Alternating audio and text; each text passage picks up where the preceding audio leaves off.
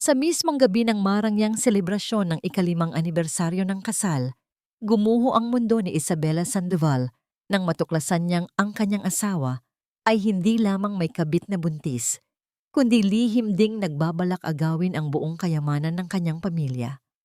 Mula sa huwad na kaligayahan, agad niyang ginawang aksyon ang sakit. Sinimulan ang isang malamig at kalkuladong paghihiganti na tuluyang maghuhubad sa mga traidor ng lahat. Ngunit kapag naibunyag na ang katotohanan at mabigat ang kabayarang binayaran, tunay bang magdadala ng kapayapaan ang paghihiganti? O ito ba ang simula ng isang bagong pagsilang para kay Isabela? Ang halimuyak ng paboritong kaldereta ni Ignacio ang sumalubong sa marangyang mansyon ng mga Sandoval sa Forbes Park. Dahan-dahang hinahalo ni Isabela ang sarsa habang ninanamnam ang bawat sandali. Isang maliit na ngiti ang sumilay sa kanyang mga labi. Ito ang kanilang ikalimang anibersaryo. 5 taon ng pagmamahalang inakala niyang perpekto. Humuhuni pa siya ng isang pamilyar na kanta habang inaayos ang mesa para sa dalawa. Mga kandila, ang pinakamahal na vino, at ang mga paboritong bulaklak ni Ignacio. Lahat ay nakahanda para sa isang gabing puno ng pag-ibig at sorpresa. Si Ignacio ang kanyang mundo, ang lalaking nagpatunay sa kanya na mayroon pa ring tunay na pag-ibig sa isang mundong puno ng pagkukunwari. Isang lalaking mula sa simpleng pamilya, ngunit may pangarap na kasing taas ng mga gusali sa Makati na pag-aari ng kanyang angkan. Nang ilalabas na sana niya ang regalo niya para dito, isang mamahaling relos na matagal na nitong tinitingnan sa isang magasin, ay may naalala siyang isang bagay. Isang maliit na love note. Gusto niyang isulat dito ang lahat ng pasasalamat niya. Naghahanap siya ng panulat sa kanyang bag, ngunit wala siyang makita. Nasa briefcase niya siguro. Bulong niya sa sarili. Alam niyang iiwan lang ni Ignacio sa study table nito ang briefcase bago pumasok sa banyo para mag-shower. Dahan-dahan siyang pumasok sa kanilang home office. Amoy pa rin dito ang pabango ni Ignacio. Ngumiti si Isabela. Binuksan niya ang katad na briefcase, naghahanap ng panulat. Ngunit hindi panulat ang una niyang nakita. Isang puting sobre ang nakasiksik sa gilid. Walang pangalan. Dahil sa kuryosidad, binuksan niya ito. 2 piraso ng papel ang laman. 2 plane ticket, one way, papuntang Daly City, California. Ang petsa ng pag-alis, bukas ng umaga. Ang mga pangalan sa ticket ay tila mga punyal na sabay-sabay tumusok sa kanyang puso. Ignacio de la Cruz. At ang isa pa, Cassandra Reyes. Hindi niya kilala ang babae. Ngunit ang pangalan nito, kasama ng kanyang asawa, sa isang one-way ticket ay sapat na para gumuho ang kanyang mundo. Nanlamig ang kanyang mga kamay. Naramdaman niya ang pagkirot ng kanyang sentido. Baka sa trabaho lang ito. Pilit niyang kinukumbinsi ang sarili, kahit alam niyang niloloko niya lang ito. At doon, sa ilalim ng mga tiket, may isa pang bagay. Isang bagay na hindi niya inaasahan. Isang pangalawang telepono. Makintab at bago. Ibang-iba sa teleponong ginagamit ni Ignacio sa araw-araw. Nanginginig ang mga kamay ni Isabela habang pinipindot ang power button. Walang password. Tila ba ang tadhana mismo ang gustong ipakita sa kanya ang katotohanan? Bumungad sa kanya ang wallpaper, isang larawan ni Ignacio, masayang-masaya, habang may isang babaeng nakasandal sa kanyang balikat. Ang babae ay bata, maganda at buntis. Hinahaplos ni Ignacio ang tiyan nito. Gusto niyang sumuka. Nanikip ang kanyang dibdib. Hindi siya makahinga. Binuksan niya ang message inbox. Ang pangalan sa pinakaitaas. Mahal ko. Mahal ko. Excited na ako para bukas. Sa wakas, makakaalis na tayo sa impyernong to. Tayo na lang 3. Ignacio. Konting tiis na lang, mahal ko. Bukas, magsisimula na ang buhay natin. Sigurado ka bang dala mo na lahat ng kailangan ng baby natin? Mahal ko. Oo naman. At yung pera? Sigurado na ba yan? Hindi na pwedeng magkamali, Nacho. Ignacio. Ako ang bahala. Masyadong tiwala sa akin si Isabela. Hindi niya alam na unti-unti ko nang nililipat ang pondo ng kumpanya sa offshore account natin. She will never see it coming. She's too naive. Hindi na niya kinaya. Bawat salita ay parang asidong bumubuhos sa kanyang kaluluwa. Ang pagmamahal, ang tiwala, ang 5 taon. Lahat ay isang malaking kasinungalingan. Hindi lang siya ninakawan ng pera. Ninakawan siya ng buhay. Isinara niya ang telepono at dahan-dahang ibinalik ang lahat sa loob ng briefcase na para bang walang nangyari. Ang bawat galaw niya ay kalmado, ngunit sa loob niya, isang bagyo ang nagwawala. Ang sakit ay napakalalim, napakatindi, na hindi na ito naging luha. Naging lason ito. Isang lason na unti-unting kumalat sa kanyang mga ugat, pinapatay ang dating Isabela, at binubuhay ang isang nilalang na puno ng galit. Love? Ang boses ni Ignacio mula sa pinto ng opisina ay nagpabalik sa kanya sa realidad. Nakatayo ito roon, nakasuot lang ng tuwalya at may ngiti sa mga labi. Ang ngiting minsan niyang minahal nang higit pa sa kanyang buhay. Ang ngiting na ngayon ay gusto niyang burahin sa mundo. Tapos ka na pala, sagot ni Isabela. Ang boses niya ay milagrosong hindi nanginginig. Ngumiti siya pabalik, isang matamis na ngiti na hindi umabot sa kanyang mga mata. Naghanda ako ng hapunan. Happy anniversary. Lumapit si Ignacio at niyakap siya ng mahigpit. Happy anniversary, my love. Ikaw ang lahat sa akin. Alam mo yan? Halos masuka si Isabela sa kanyang pagyakap. Ang init ng katawan nito ay parang apoy na sumusunog sa kanyang balat. Pero hindi siya gumalaw. Hinayaan niya ito. May inabot si Ignacio na isang maliit na kahon. Isang kwintas na may diamante. Para sa'yo. Isinuot nito ang kwintas sa kanyang leeg at hinalikan siya sa batok. Mahal na mahal kita, Isabela. Humarap si Isabela. Tinitigan niya ang mga mata ng kanyang asawa. Ang mga matang puno ng pagkukunwari. Hinaplos niya ang pisngi nito. At sa gitna ng kanyang durog na puso, isang desisyon ang nabuo. Isang desisyon na kasing lamig ng yelo. Mahal na mahal din kita. Sagot niya. Ang boses ay malambing pa rin. Ngunit sa kanyang isipan, habang nakatitig sa lalaking sumira sa kanya, iisa lang ang kanyang sinasabi. Hintayin mo lang ang impyerno mo, Ignacio. Ang hapunan ng anibersaryo ay natapos sa isang matamis na kasinungalingan. Pinanood ni Isabela si Ignacio na ubusin ng kaldereta. Tumawa sa kanyang mga biro at pakinggan ang kanyang mga plano para sa kanilang hinaharap. Bawat segundo ay isang pagsubok sa kanyang katinuan. Ang lalaking kaharap niya ay isang estranghero, isang halimaw na nagtatago sa mukha ng kanyang pinakamamahal. Nang matapos sila at pagod na humikab si Ignacio, sinabi nitong matutulog na dahil maaga pa ang kanyang flight bukas. Hinalikan siya nito sa noo. Isang halik na dati nagbibigay sa kanya ng kapayapaan, ngunit ngayon parang nag-iiwan ng marka ng lason sa kanyang balat. Good night, my love. I love you. Bulong nito. Good night. Sagot ni Isabela. Hindi na idinugtong ang mga salitang dati, kusa na lang lumalabas sa kanyang bibig. Hinintay niyang makapasok ito sa kanilang silid tulugan. Hinintay niyang marinig ang pagbukas at pagsara ng pinto. At nang sigurado na siyang nag-iisa na siya sa gitna ng katahimikan ng malawak na mansyon, doon niya hinayaang bumagsak ang kanyang maskara. Walang hikbi, walang ingay. Isang patak lang ng luha ang gumulong sa kanyang pisngi, mainit at puno ng sakit. Sinundan ito ng isa pa at isa pa, hanggang sa ang kanyang paningin ay tuluyan ng lumabo. Dahan-dahan siyang naglakad papunta sa kanilang banyo. Sa ilalim ng malakas na ilaw, tiningnan niya ang kanyang refleksyon sa salamin. Ang babae sa salamin ay mukhang pagod, wasak, at talunan. Nakita niya ang kwintas na suot niya, ang regalo ng pagkukunwari ni Ignacio. Dahan-dahan, itinaas niya ang kanyang kamay at hinawakan ang malamig na diamante.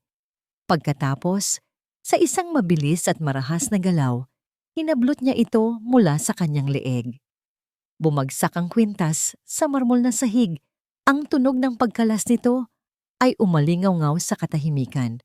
Pumasok siya sa loob ng shower at binuksan ang gripo sa pinakamalamig na setting. Bumuhos ang tubig na parang yelo sa kanyang katawan, ngunit hindi niya ito ininda.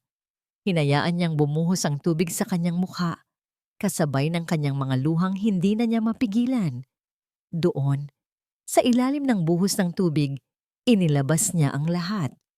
Ang bawat sakit, bawat alaala, bawat pangakong napako. Ang bawat mahal kita na ngayon ay isa na lamang mapait na biro. Ngunit habang tumatagal, ang kanyang pag-iyak ay unti-unting humina. Ang sakit ay hindi nawala, ngunit ito'y nagbago ng anyo. Mula sa nag-aapoy na pighati, ito'y naging isang nagyeyelong galit. Ang bawat patak ng malamig na tubig ay tila naghuhugas hindi lang sa kanyang mga luha, kundi pati na rin sa dati niyang kahinaan. Ipinikit niya ang kanyang mga mata, at nang imulat niya itong muli, wala na ang babaeng talunan sa kanyang harapan kanina. Ang nakatitig pabalik sa kanya mula sa basang salamin ay isang babaeng may mga matang matalim, malamig at puno ng determinasyon. Isang reyna na inagawan ng kaharian, at ngayon ay handa nang bumawi, hindi lang ng korona, kundi ng dugo. Pagkatapos magbihis, hindi siya bumalik sa kanilang silid. Dumiretso siya sa kanyang pribadong opisina. Kinuha niya ang kanyang telepono at tiniyak na nakasecure ang linya bago i-dial ang isang numero na matagal na niyang hindi tinatawagan sa ganitong oras ng gabi. Hello? Sagot ng isang inaantok, ngunit formal na boses sa kabilang linya. Attorney Romero, gisingin na kita, sabi ni Isabela. Ang boses niya ay steady at walang bahid ng anumang emosyon. Ma'am Isabela, agad na nagbago ang tono ni Attorney Romero na palitan ng pag-aalala. Siya ang pinakamatagal at pinakapinagkakatiwalaang abogado ng pamilya Sandoval, isang taong mas matapat pa sa anino. May problema po ba? Nasa ospital ba kayo? Wala ako sa ospital, attorney, pero kailangan ko ng tulong mo. Ngayon din. Isang oras ang lumipas. Isang itim na sasakyan ang tahimik na pumasok sa gates ng mansyon. Si Attorney Romero, isang lalaking nasa edad 70, na may buhok na kulay pilak, ay nagmamadaling pumasok sa opisina ni Isabela. Ang muka ay puno ng pag-aalala. Ano ang nangyari, Hija? Tanong nito. Hindi nagsalita si Isabela. Itinuro niya lang ang puting sobre na may lamang mga plane ticket at ang pangalawang telepono ni Ignacio na nakapatong sa kanyang mesa. Mabilis na naintindihan ng matandang abogado, kinuha niya ang mga ebidensya, binasa ang mga tiket at sinilip ang mga mensahe sa telepono. Habang tumatagal, ang pag-aalala sa kanyang mukha ay napalitan ng galit at pagkadismaya. Ang hayop! Mahinang bulong ni Attorney Romero. Ibinalik niya ang telepono sa mesa at tumingin kay Isabela. Ano ang gusto mong gawin natin? Gusto kong mawala sa kanya ang lahat, sagot ni Isabela. Ang boses ay kasing lamig ng hangin ng madaling araw. Gusto kong i-freeze ang lahat ng aming joint bank accounts. Ang personal accounts niya na may koneksyon sa Sandoval Holdings. Lahat ng credit cards, lahat ng assets. Bago pa man siya makalapag sa Amerika, gusto kong malaman niyang wala siyang ni isang kusing na magagastos. Tumango ang abogado. Ang kanyang mga mata ay seryoso. Magagawa natin yan. Dahil sa prenuptial agreement at sa posisyon mo bilang majority shareholder, may karapatan kang gawin yan, lalo na kung may malinaw na ebidensya ng economic infidelity at corporate embezzlement. At ang mga mensaheng ito na ang ebidensya. Hindi lang yan, dagdag ni Isabela. Tumayo siya at kinuha ang isang album ng mga litrato mula sa estante. Ang kanilang wedding album. Binuklat niya ito hindi para sariwain ang mga alaala, kundi para maghanap ng mga armas. Marami siyang business trips sa nakalipas na 2 taon. Mga biyaheng sinabi niyang para sa kumpanya. Gusto kong imbestigahan mo ang bawat isa. Gusto kong malaman kung saan talaga napunta ang pera ng Sandoval Holdings sa mga panahong yon. Ang kanyang mga daliri ay huminto sa isang litrato. Isang masayang kuha nila sa isang charity ball. Naalala niya ang gabing iyon. Sinabi ni Ignacio na kailangan niyang umalis agad kinabukasan papuntang Singapore para sa isang biglaang meeting. Ngayon, habang tinititigan ng petsa sa ilalim ng litrato, isang malamig na realisasyon ang tumama sa kanya. Ang petsang yon ay tumutugma sa isa sa mga malalaking transfer ng pera na una niyang napansin sa mga dokumento ng kumpanya ilang buwan na ang nakalipas. Isang transfer na ipinaliwanag ni Ignacio bilang investment placement. Isinara niya ang album. Magsimula ka doon, attorney. Kinabukasan, si Isabela ay ang perpektong asawa. Ipinaghanda niya ng almusal si Ignacio. Tinulungan niya itong mag-empake. Maingat na inilalagay ang mga damit nito sa maleta. Sigurado ka bang ayaw mong sumama, love? Pwede naman tayong mag-extend para makapagbakasyon, sabi ni Ignacio habang isinusuot ang kanyang mamahaling relos. Ang relos na bigay niya noong nakaraang Pasko. Ngumiti si Isabela. Wag na, maraming trabaho dito. Basta mag-ingat ka doon, ha? Tumawag ka pagdating mo. Lumapit siya at inayos ang kwelyo ng polo nito. Mamimiss kita. Hinalikan siya ni Ignacio. I'll miss you more. Babalik ako agad, pangako. Ang salitang pangako ay tumarak sa kanyang dibdib, ngunit ang kanyang ngiti ay hindi natinag. Sinamahan niya ito hanggang sa pintuan. Pinanood niya ang sasakyan nitong papalayo sa kanilang driveway hanggang sa mawala ito sa paningin. Nang siya na lang ulit ang natira, pumasok siya pabalik sa loob. Ang ngiti sa kanyang labi ay dahan-dahang naglaho. Tumayo siya sa gitna ng kanilang sala, sa gitna ng katahimikan, at hinintay ang hudyat. Makalipas ang ilang minuto, tumunog ang kanyang telepono. Isang pamilyar na numero. Sinagot niya ito. Attorney? Ma'am Isabela, sabi ng boses ni Attorney Romero sa kabilang linya. May tunog ng tagumpay sa kanyang boses. Lahat ay nakahanda na. Ang mga bangko ay naabisuhan na. Ang mga credit card companies na contact na. Ang lahat ng legal papers ay nakafile na.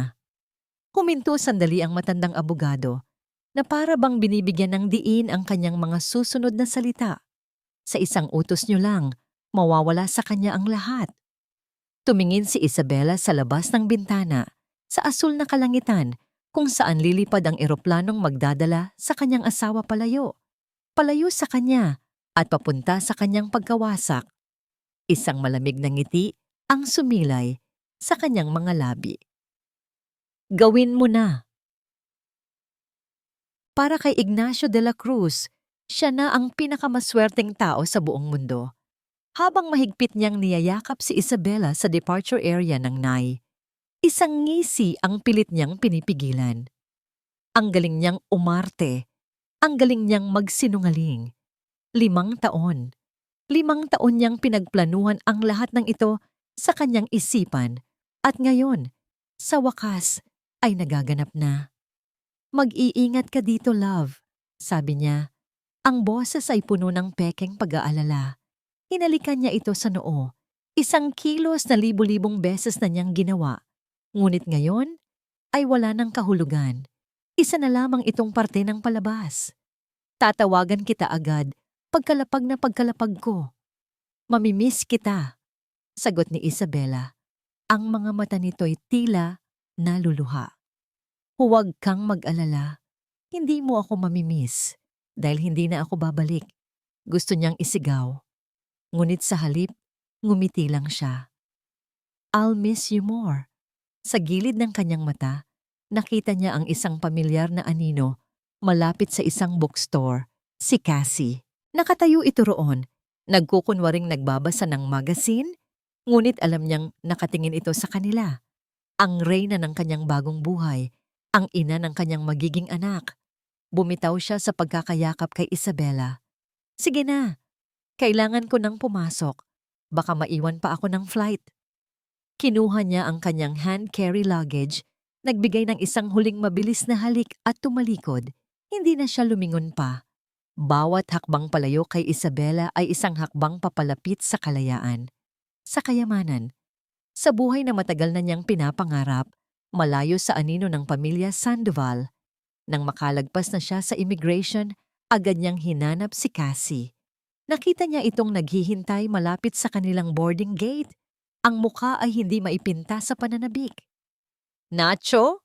sabi nito. Sabay yakap sa kanya ng mahigpit. "Akala ko hindi mo na siya bibitawan." Tapos na ang palabas. Bulong ni Ignacio, sabay halik sa labi ni Cassie. "Tara na. Hinihintay na tayo ng ating bagong buhay." Magkahawak kamay silang pumasok sa eroplano. First class. Ito ang simula. Ang mga flight attendant ay bumabati sa kanila. Inaalok sila ng inumin. Umupo sila sa kanilang maluluwag na upuan. Ang layo sa ekonomiya kung saan siya dati nararapat. Nang nasa himpapawid na sila at ang mga ilaw ng Maynila ay tila mga bituin na lang sa ibaba. Isang bote ng Dom Perignon ang dumating sa kanilang mesa. Si Ignacio mismo ang nagsalin sa 2 flute glass. Itinaas niya ang kanyang baso. "Para sa atin? Para sa atin," sagot ni Cassie. Ang mga matay nagniningning. Nag-toast sila. "At para sa ating baby." Hinaplos nito ang kanyang medyo umuumbok ng tiyan. Napangiti si Ignacio. Lahat ay perpekto. Finally, tapos na ang pagpapanggap. Ang hirap kayang maging mabait na asawa sa isang babaeng kasing boring ng mga board meeting niya. Tumawa si Cassie. Grabe ka naman sa kanya. Kung hindi dahil sa pagiging naive niya, wala tayo dito ngayon. "Tama ka," sabi ni Ignacio, sabay inom ng champagne. Wala siyang kaalam-alam. Hanggang ngayon siguro, iniisip niyang nasa Singapore ako para sa isang business deal. Hindi niya alam na ang pinirmahan niyang mga dokumento noong nakaraang linggo ay ang final transfer na papunta sa account natin. Sumandal si Cassie sa kanyang balikat. "Ano ang una nating bibilhin pagdating natin doon? Gusto ko ng bahay na may malaking garden at isang G-Wagon." "Lahat ng gusto mo, makukuha mo," mayabang na sabi ni Ignacio. "Ang perang nakuha natin ay sapat na para hindi na tayo magtrabaho habang buhay. Bubuhayin natin ang anak natin na parang isang tunay na hari." Habang nagpapatuloy ang kanilang paglipad, pinagplanuhan nila ang lahat. Ang pangalan ng kanilang anak, ang disenyo ng kanilang magiging bahay sa California, ang mga lugar na pupuntahan nila, ang mga mamahaling bagay na bibilhin nila. Sa bawat salita, mas lalo siyang nakukumbinsi na tama ang kanyang ginawa. Karapat dapat siya sa buhay na ito. Pinaghirapan niya ito. Pinanood niya si Cassie habang mahimbing itong natutulog sa kanyang balikat. Ito ang babaeng para sa kanya. Hindi katulad ni Isabela na laging pinaparamdam sa kanya na isa lang siyang tagalabas, isang hamak na De La Cruz na pumasok sa mundo ng mga Sandoval. Kay Cassie, siya ang hari. Siya ang lahat. Nang inanunsyo ng piloto na malapit na silang lumapag sa San Francisco International Airport, isang kakaibang kaba at pananabik ang dumaloy sa kanyang mga ugat. Ito na, ang katuparan ng lahat.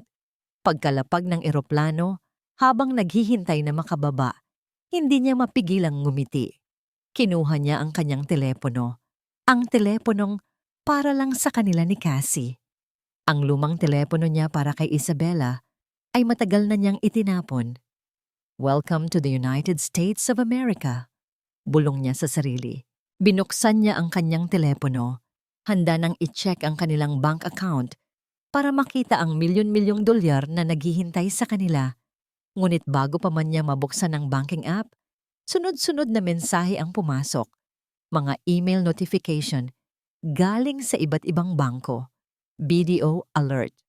Your credit card transaction of 5,000 at duty-free has been declined. BPI alert. Your credit card ending in 422 has been temporarily suspended. Citibank alert. Transaction denied. Your card has been blocked by the primary account holder. Security Bank alert. Transaction denied. HSBC alert. Transaction denied. Sunod-sunod. Walang tigil. Ang kanyang mga personal na credit card, ang kanilang joint account cards, ang supplementary cards na nakapangalan sa kanya. Lahat. Nanlamig ang kanyang buong katawan. Agad niyang sinubukang buksan ang kanyang banking app, ngunit isang mensahe ang lumabas. Account frozen. Please contact your bank. Anong nangyayari? Tanong ni Cassie. Napansin ang pagbabago sa kanyang mukha. Hindi siya makapagsalita. Nanginginig ang kanyang mga kamay habang paulit-ulit niyang sinusubukang i-refresh ang kanyang telepono. Baka isang pagkakamali lang. Baka system error lang. Ngunit sa bawat pag-refresh, ang katotohanan ay lalong lumilinaw. Walang system error. Ito ay isang atake. Isang perpektong, nakamamatay na atake. At iisa lang ang taong may kakayahang gawin ito. Isabela. Ang malamig na hangin ng San Francisco ang unang sumampal sa mukha ni Cassandra paglabas nila ng airport. Ngunit mas malamig pa rito ang titig ni Ignacio habang paulit-ulit niyang tinitingnan ang kanyang telepono. Ang pananabik na naramdaman niya kanina sa eroplano ay unti-unting napapalitan ng isang gumagapang na takot. Nacho, ano ba talaga ang nangyayari? Tanong niya. Ang boses ay nagsisimula ng manginig. Baka naman nagkamali lang sila ng sistema. Hindi ito pagkakamali. Sagot ni Ignacio, ang panga ay naninigas. Lahat. Lahat naka-freeze. Lahat naka-block. Ito'y sinadya. Pawis na pawis ang kanyang noo kahit pa malamig ang panahon. Gawa ito ni Isabela. Para kay Cassie, ang pangalan na yon ay parang isang multo mula sa nakaraan na hindi dapat sumusunod sa kanila. Paano? Paanong nalaman niya? Sabi mo, perpekto ang plano mo. Sabi mo, wala siyang kaalam-alam. Hindi ko alam, sigaw ni Ignacio. At sa unang pagkakataon, nakita ni Cassie ang isang bagay sa mga mata nito na hindi niya pa nakikita dati. Purong takot. Nawala ang mayabang na lalaking nangako sa kanya ng mundo. Ang kaharap niya ngayon ay isang daga na na-corner sa isang patibong. Nagpalipas sila ng isa pang oras sa loob ng airport. Nakaupo sa mga malamig na upuan. Ang kanilang mga bagahe ay nakapalibot sa kanila na parang mga pader ng kanilang sariling kulungan. Paulit-ulit na tumatawag si Ignacio sa mga bangko. Ang boses niya ay nagiging mas desperado sa bawat tawag. What do you mean you cannot disclose the information? I am Ignacio de la Cruz. I am the account holder. Narinig niyang sigaw nito sa telepono. Put your manager on the line now.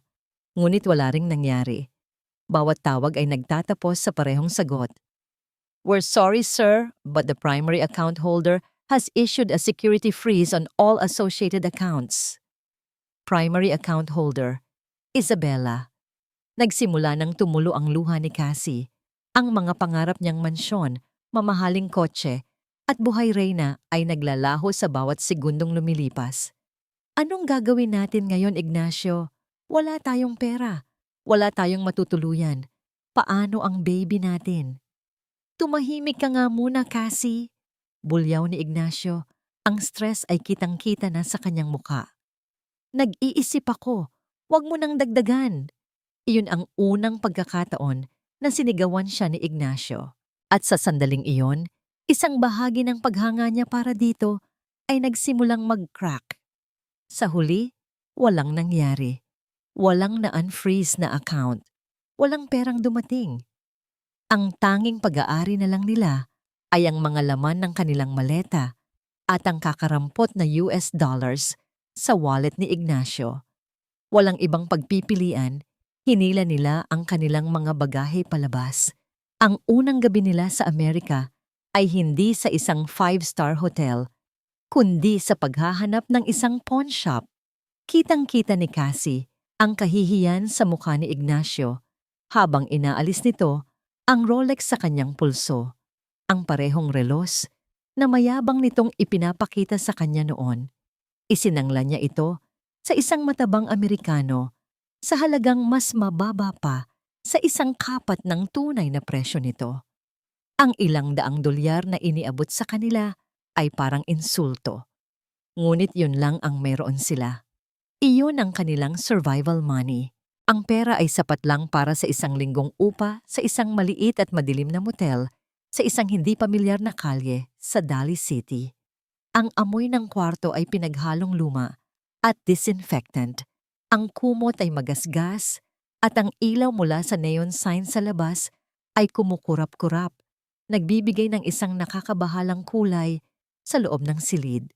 Umupo si Cassie sa dulo ng kama, habang si Ignacio naman ay paikot-ikot, parang isang hayop na nakakulong sa hawla. Kasalanan niya ito lahat, bulong ni Ignacio. Babayaran niya ito. Babayaran ni Isabela ang ginawa niya sa akin. Ngunit ang mga salita niya ay walang bigat, walang kapangyarihan. Paano niya gagantihan si Isabela kung wala man lang siyang pambayad para sa pagkain nila kinabukasan? Ang hapunan nila ng gabing iyon ay 2 cup ng instant noodles na binili nila mula sa isang vending machine. Habang kinakain niya ang maalat at mainit na sabaw, hindi mapigilan ni Cassie na ikumpara ang sitwasyon nila sa hapunan na marahil ay kinakain ni Isabela sa kanilang mansyon.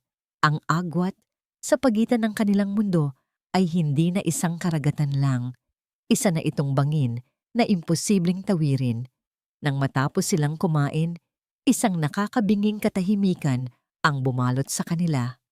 Ang katahimikang yon ay mas malakas pa kaysa sa lahat ng sigawan at murahan. Sa katahimikang yon, tinitigan ni Cassie si Ignacio. Tinitigan niya ang lalaking ipinagpalit niya sa lahat. Nakita niya ang desperasyon, ang kahinaan, at sa unang pagkakataon, nagsisi siya. Biglang, isang tunog ang bumaamasag sa katahimikan. Isang ping mula sa telepono ni Ignacio. Isang email notification. Nagmamadali itong kinuha ni Ignacio, ang mga matay puno ng kaunting pag-asa. Baka galing sa bangko, baka may magandang balita. Ngunit ang pag-asa sa kanyang mukha ay agad na naglaho, napalitan ng isang maputlang kulay na parang papel. Napatitig siya sa screen, hindi gumagalaw, na parang nakakita ng multo. Ano yan? Tanong ni Cassie, lumalapit sa kanya. Hindi sumagot si Ignacio. Hinablot ni Cassie ang telepono mula sa kamay nito. Ang email ay galing sa isang hindi pamilyar na address, ngunit alam niyang galing ito kay Isabela. Walang subject. Walang text sa body. Isang file lang ang naka-attach. Isang video. Pinindot niya ang play. Bumungad sa kanya ang pamilyar na sala ng mansyon sa Forbes Park, kuha mula sa isa sa mga security camera. Ngunit may mali. May mga lalaking naka-uniforme ng isang moving company. Isa-isa nilang binubuhat ang lahat ng gamit. Ang Italian leather sofa, ang Persian carpet, ang grand piano sa sulok, ang mga painting sa pader. Lahat. Nililinis nila ang bahay. At pagkatapos, pumasok sa frame si Isabela. Nakatayo siya sa gitna ng sala, kalmado at elegante sa kanyang simpleng itim na bestida. Hindi siya umiiyak. Hindi siya mukhang galit. Mukha siyang isang reyna na nagmamasid sa kanyang mga tauhan. May hawak siyang tablet at mahinahon siyang nagbibigay ng mga utos sa mga mover. Sa dulo ng video, bago ito matapos, dahan-dahang itinaas ni Isabela ang kanyang ulo. Tumingin siya diretso sa security camera. Tumingin siya na para bang alam niyang nanonood sila sa sandaling iyon. At pagkatapos, isang maliit, malamig, at matagumpay na ngiti ang sumilay sa kanyang mga labi. Ang video ay natapos, ngunit ang imahe ng nangiting iyon ay nanatiling nakatatak sa isipan ni Cassie. Iyon ay hindi lang isang ngiti. Iyon ay isang deklarasyon ng giyera. At sa sandaling iyon, alam ni Cassie, hindi lang sila nawalan ng pera. Napasok sila sa isang laro na wala silang kalaban-laban at ang kanilang bangungot ay nagsisimula pa lamang.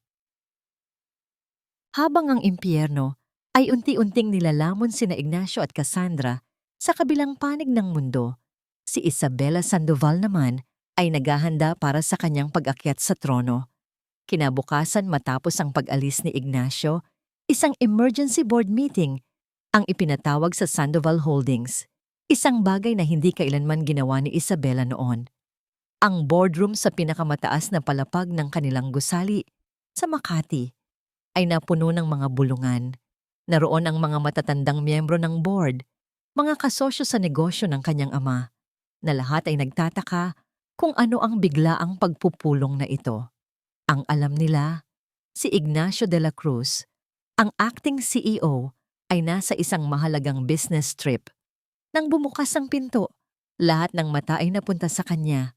Pumasok si Isabela, hindi bilang ang malumanay at laging nakangiting asawa ni Ignacio, kundi bilang ang nag-iisang tagapagmana ng imperyo ng Sandoval. Nakasuot siya ng isang itim na power suit, ang kanyang buhok ay nakatali ng maayos, at ang kanyang mukha ay walang anumang emosyon. Bawat hakbang niya papasok ay may bigat at awtoridad. Magandang umaga sa inyong lahat, bati niya. Ang kanyang boses ay malamig at malinaw, umalingaw-ngaw sa katahimikan ng silid. Salamat sa pagdalo sa maikling paunawa. Dumiretso siya sa dulo ng mahabang mesa, sa upuang para sa CEO, ang upuang pansamantalang inokupa ng kanyang asawa. Hindi siya umupo. Sa halip, inilagay niya ang kanyang laptop sa mesa at ikinonekta ito sa malaking screen sa pader. Ipinatawag ko kayo ngayon dahil sa isang krisis na nangangailangan ng agarang aksyon. Patuloy niya. Isang krisis na may kinalaman sa integridad at sa mismong pundasyon ng kumpanyang ito. Isang miyembro ng board, isang matandang lalaki na nagngangalang Mr. Tan, ang nagsalita. Isabela, nasaan si Ignacio? Hindi ba't siya ang dapat mamuno sa ganitong usapin? Tumingin si Isabela kay Mr. Tan, isang tingin na nagpatigil sa lahat ng iba pang bulungan. Si Mr. De La Cruz po ang mismong usapin. Sa isang click, isang dokumento ang lumabas sa screen, isang bank statement mula sa isang offshore account sa Cayman Islands. Sunod-sunod na mga larawan ng mga dokumento ang lumitaw. Mga financial report na may mga pekeng pirma, mga wire transfer papunta sa mga hindi kilalang korporasyon, mga resibo ng mga maluhong pagbili na nakacharge sa kumpanya.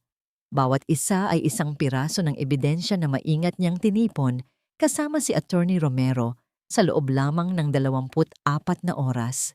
Isang kolektibong paghinga ang narinig sa buong silid. Nagkatinginan ng mga miyembro, ang kanilang mga mukha ay puno ng hindi makapaniwalang ekspresyon. Sa loob ng nakaraang 2 taon, paliwanag ni Isabela, ang boses ay matatag na parang bakal. Si Ignacio de la Cruz ay sistematikong ninanakawan ng kumpanyang ito. Ang perang pinaghirapan ng aking ama, ang perang dapat sanay para sa mga empleyado at sa paglago ng Sandoval Holdings ay dahan-dahan niyang inilipat para sa kanyang sariling kapakanan. Ipinakita niya ang huling ebidensya, isang kopya ng flight details ni Ignacio, hindi papuntang Singapore, kundi papuntang California, kasama ang isang babaeng nagngangalang Cassandra Reyes. Si Mr. De La Cruz ay hindi nababalik. Tinakasan niya ang kanyang mga responsibilidad at tinangay niya ang milyon-milyong piso mula sa ating kaban. Pagtatapos niya, ang katahimikan ay nabasag. Ang mga dating bulungan ay naging malakas na diskusyon. Ngunit bago pa man may makapagtanong, itinaas ni Isabela ang kanyang kamay. Bilang may-ari ng 51% ng shares ng kumpanyang ito at bilang nag-iisang anak ng nagtatag nito, heto ang mangyayari. Deklara niya, ang bawat salita ay may diin. Effective immediately, tinatanggal si Ignacio de la Cruz sa lahat ng kanyang posisyon. Lahat ng kanyang access sa kumpanya ay binabawi. At ako, si Isabela Sandoval, ang uupo bilang bagong CEO ng Sandoval Holdings, walang tumutol. Ang kanyang determinasyon ay nakakahawa. Ang kanyang ebidensya ay hindi matatawaran. Sa sandaling iyon, nakita nila hindi lang ang isang byuda sa hinaharap, kundi ang dugo at talino ng kanyang ama na dumadaloy sa kanya. Pagkatapos ng meeting, bumalik si Isabela sa opisina ng CEO. Ang opisinang minsan ay puno ng mga litrato nila ni Ignacio. Umupo siya sa malaking leather na upuan. Sa unang pagkakataon, naramdaman niyang ito'y tamang-tama sa kanya. Ito ang kanyang trono. Ang una niyang ginawa ay tawagan si Attorney Romero. Attorney, aprobado na ng board. Simulan na ang pagsampa ng kasong large-scale estafa laban sa kanya. At isa pa, ano iyon, Ma'am Isabela? Lahat ng personal na gamit niya, ang kanyang sports car, ang kanyang koleksyon ng mga relos, ang kanyang mga golf club, lahat ng nabili gamit ang pera ng Sandoval Holdings. Ipa-auction mo lahat. Ang perang malilikom ay idadagdag natin sa 13th month pay ng mga empleyado. Isang ngiti ang sumilay sa labi ni Isabela. Hindi ito isang masayang nangiti. Isa itong nangiti ng isang taong dahan-dahang binubura ang isang pagkakamali sa kanyang buhay. Ngunit hindi pa siya tapos. Alam niyang nasa Amerika na sina Ignacio at kailangan niyang malaman ang bawat galaw nila. Kailangan niyang makita ang kanilang pagbagsak. Kinuha niya ang isang calling card na ibinigay sa kanya ni Attorney Romero. Isang pribadong investigador. Tinawagan niya ito. Hello, hinahanap ko si Mr. Reyes, sabi niya. Speaking, sagot ng isang magaspang na boses. Isabela Sandoval, inirekomenda ka ni Attorney Romero. May trabaho ako para sa iyo sa Amerika. May 2 tao akong gusto mong subaybayan sa Daly City. Ignacio de la Cruz at Cassandra Reyes. Gusto kong malaman ang lahat. Saan sila nakatira? Ano ang kanilang ginagawa? Sino ang kanilang kinakausap? Bawat detalye. Maliwanag ba? Loud and clear, ma'am. Ipapasa ko ang lahat ng impormasyon sa inyo. Sa mga sumunod na araw, si Isabela ay naging abala sa pag-aayos ng gusot na iniwan ni Ignacio. Ngunit gabi-gabi, bago matulog, hinihintay niya ang tawag mula sa investigador. At gabi-gabi, nakakatanggap siya ng update tungkol sa pagsangla ng Rolex, tungkol sa pagtira sa isang maruming motel, tungkol sa kanilang palaging pag-aaway na naririnig mismo ng mga kapitbahay. Bawat ulat ay musika sa kanyang pandinig. Isang gabi, habang abala siya sa pagrepaso ng mga financial statement, muling tumawag ang investigador. Ngunit iba ang tono nito ngayon. Mas seryoso. Ma'am, may balita ako, sabi nito. Ano iyon? Naghiwalay na ba sila? Nakahanap na ba siya ng trabaho bilang dishwasher? Tanong ni Isabela, may bahid ng panunuya. Nag-atubili ang investigador sa kabilang linya. Ma'am, may nalaman po akong isang bagay na mas malaki pa sa pera. Napakunot ang noo ni Isabela. Ano ang ibig mong sabihin? Tungkol po ito sa bata. Tanda, tungkol sa bata. Ang mga salitang iyon mula sa pribadong investigador ay umalingaw-ngaw sa loob ng tahimik na opisina ni Isabela. Sandali siyang natigilan. Ang bata. Ang simbolo ng pinakamatinding pagtataksil sa kanya. Ang pundasyon ng pangarap na binuo ni na Ignacio at Cassandra mula sa mga guho ng kanyang buhay. Anong tungkol sa bata? Tanong niya. Ang boses ay maingat at walang emosyon, kahit pa may kakaibang kaba na nagsimulang gumapang sa kanyang dibdib. Ma'am, naging standard procedure ko na rin po na alamin ang background ng mga subject ko. Paliwanag ni Mr. Reyes sa kabilang linya. Si Cassandra Reyes, ayon sa impormasyong nakalap ko, ay mayroon palang ibang karelasyon bago pa man naging sila ni Mr. De La Cruz, isang gym instructor. Ayon sa mga source ko, patuloy pa rin silang nagkikita ng palihim kahit noong nagsisimula na sila ni Mr. De La Cruz. Hindi pa rin maintindihan ni Isabela kung saan papunta ang usapan. And so, anong kinalaman niyan ngayon? Nagkaroon ng sandaling katahimikan bago nagpatuloy ang investigador. Ma'am, I took the liberty of looking into the timeline. Ang tinatayang petsa kung kailan nabuntis si Miss Reyes ay sa mga panahong pareho pa niyang kinikita si Mr. De La Cruz at itong gym instructor. Parang isang malamig na tubig ang ibinuhos kay Isabela. Napahigpit ang hawak niya sa telepono. Gusto niyo po bang ituloy ko ang investigasyon dito, ma'am? Medyo maselan po kasi. May connection po ako sa isang clinic kung saan siya nagpa-check up. Maari po akong makakuha ng mas konkretong impormasyon. Gawin mo, sagot ni Isabela. Ang boses niya ay halos isang bulong na. Gawin mo ang lahat ng kailangan. I want to know the truth. 2 araw ang lumipas. 2 araw ng pagkabalisa. Mas naging abala si Isabela sa trabaho. Pilit na iwinawaksi sa kanyang isipan ang mga posibleng kahulugan ng sinabi ng investigador. Ngunit ang ideya ay naroon. Parang isang maliit na binhi ng lason na itinanim sa kanyang utak. Unti-unting lumalaki. Naalala niya ang mga mensahe sa telepono ni Ignacio. Excited na ako para sa baby natin. Naalala niya ang larawan sa wallpaper. Ang masayang mukha ni Ignacio habang hinahaplos ang tiyan ni Cassandra. Ang buong plano nila, ang pagnanakaw, ang pagtakas, lahat ay nakasentro sa pagbuo ng isang bagong pamilya. Isang pamilyang ipinalit sa kanya. Isang gabi, habang nag-overtime siya sa opisina, isang email ang pumasok sa kanyang inbox. Galing kay Mr. Reyes as ang subject, confidential report.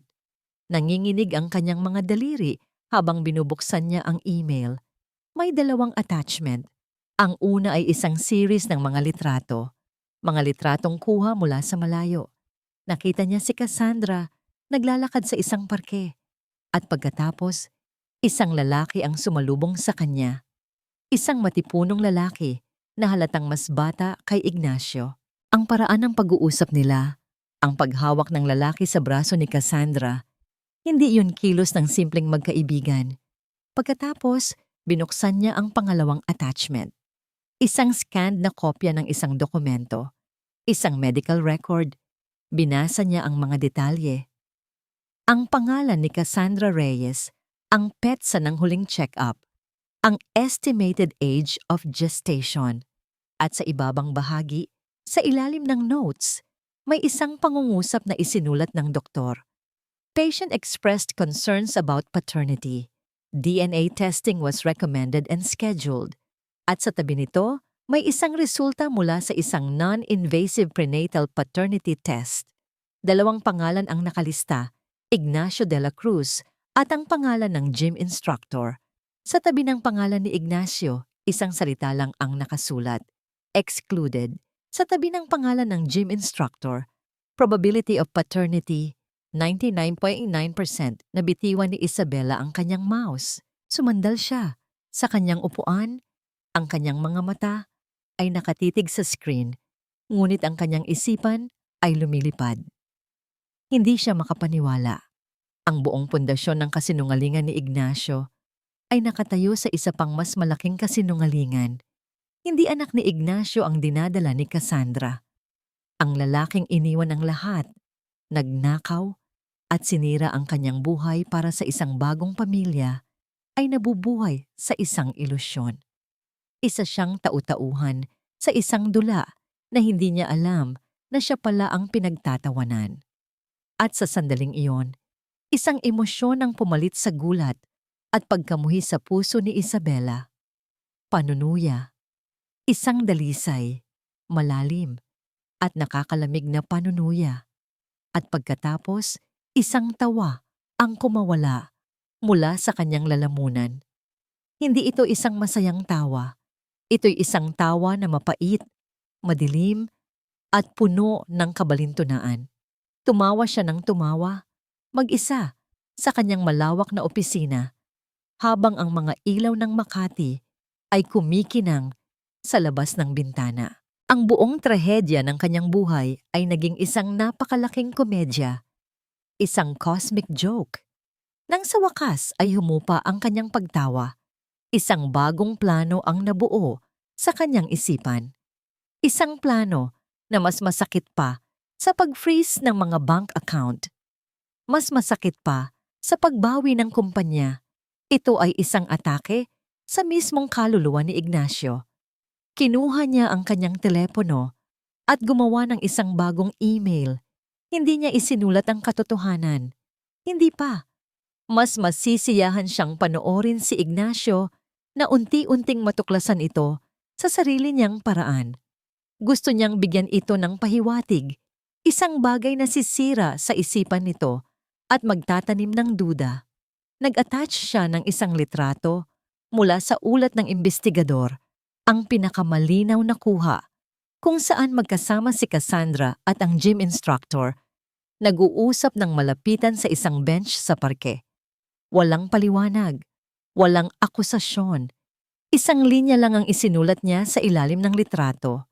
Isang simpleng tanong na alam niyang magiging isang bombang sasabog sa pagitan ni na Ignacio at Cassandra. From to ignacio.delacruz@newemail.com.